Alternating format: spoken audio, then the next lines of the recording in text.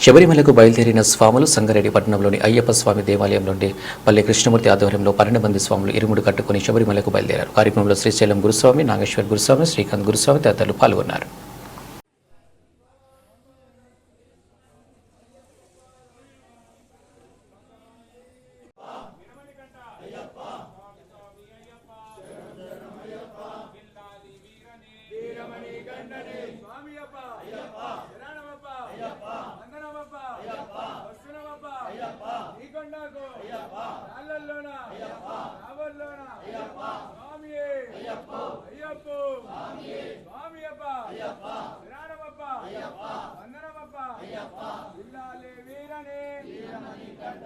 రాజాది రాజనే ముగ్గురన్నదమ్ములంట స్వామియప్ప శరణమప్ప వందనమప్ప వసనమప్ప నీకొండకు రాళ్ళల్లోన రప్పల్లోన చిన్నదారిలో పెద్దదారిలో స్వామియప్ప శరణమప్ప వందనమప్ప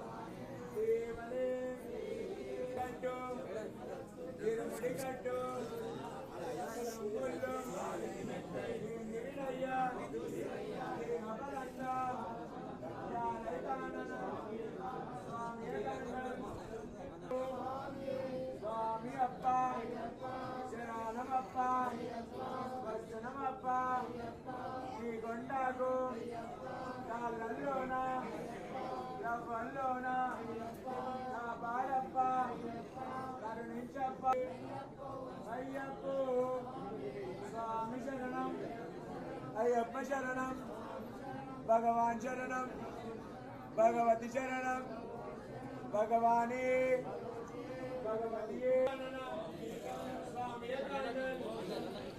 ఓం శ్రీ స్వామి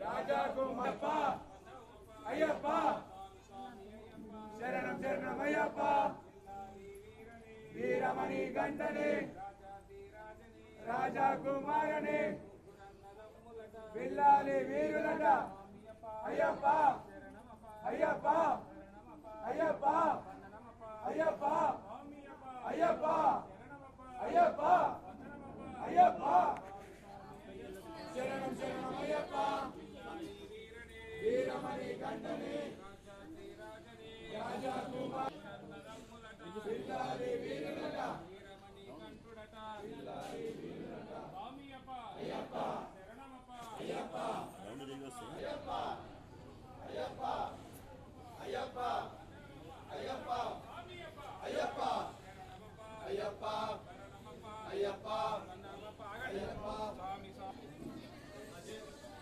స్వామి శరణం. స్వాములందరికీ స్వామి శరణం.